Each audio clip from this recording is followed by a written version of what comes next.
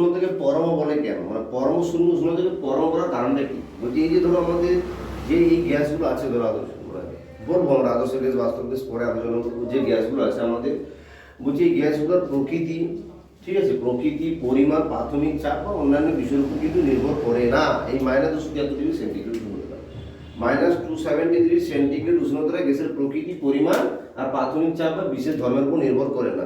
এবার ধরো আমরা জানি -273°C উষ্ণতায় নিশ্চয়ই আমরা করে দেখালাম আয়তনটাও 0 হচ্ছে, আবার চাপও 0 হয়।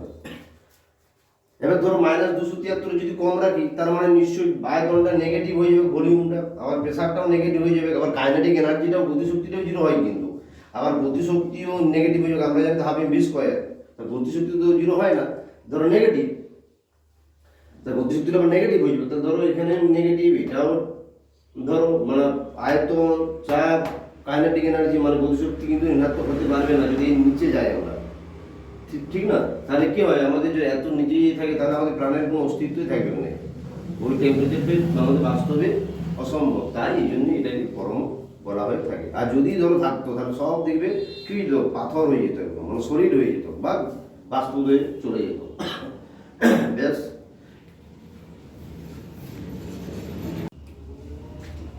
এবার দেখো তোমাদের যেটা বলবো আমরা, যে চার্লসের সূত্র থেকে ঘনত্বের সাথে উষ্ণতার সম্পর্ক, চার্লসের সূত্র থেকে ঘনত্বের সাথে উষ্ণতার সম্পর্ক।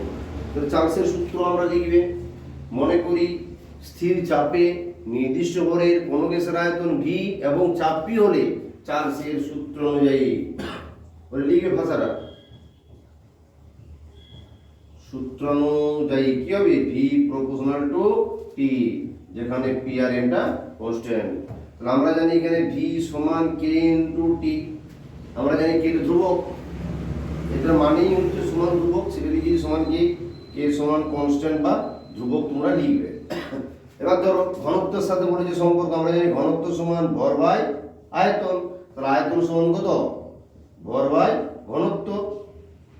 তাহলে এখানে এম বাই ডি সমান কে ইনটু টি, আমি ঘুরিয়ে দিচ্ছি বাদে, মানে টি সমান টিটাকে লিখলাম টি সমান 1/k into M into D. যদি অসুবিধা হয় তখন আমরা ঘুরিয়ে দিচ্ছি, কে টি সমান লিখছি এম বাই ডি লিখতেই পারি, এটাকে এধার লিখলাম, এটাকে ওধার লিখলাম। এবার ধরো আমি লিখছি টি সমান M by K into 1/d, আর এমটাও তো ধ্রুবক আবার কেটাও ধ্রুবক, তাহলে আমি এম বাই কে সমান ধরে নিচ্ছি কে ডট, এটাও কনস্ট্যান্ট মানে ধ্রুবক ধরে নিলাম।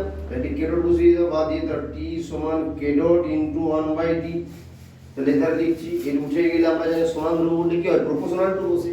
আমরা জানি যে যদি উষ্ণতাটা উঠে যায় তাহলে এই সমান আর ধ্রুবকের পরিবর্তে সমানুপাতিক চিহ্ন বা প্রপোর্শনাল টু বসে, তাহলে এটা হাঁটায় দাও, তাহলে কি হয়ে যাচ্ছে টি প্রপোর্শনাল টু 1/d, তাহলে পরম উষ্ণতা ঘনত্বের সাথে কি ব্যস্তানুপাতিক। এটাও তোমাদের 2 নম্বর প্রশ্নে পড়ে, যদি না বুঝতে পারো আমাকে